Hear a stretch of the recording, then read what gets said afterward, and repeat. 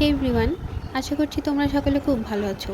এটা ছিল আবার নবমীর রাতের লুকের ছোট্ট একটা ক্লিপ। তো ভাবলাম তোমাদের সাথে একটু শেয়ার করি।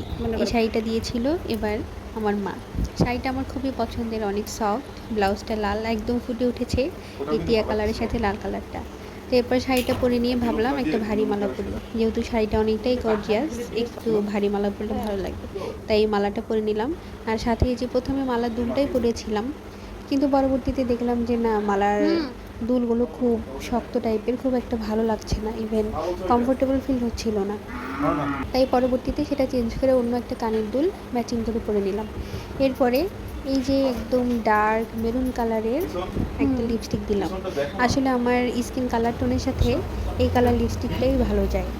তো এই তো আমার সাজে মোটামুটি প্রায় শেষ। তার মাঝখানে পালমশাই এসে আমার সাথে একটু মজা করে গেল। এই তো আমাদের ফাইনাল লুক। কেমন লাগলো জানাবে।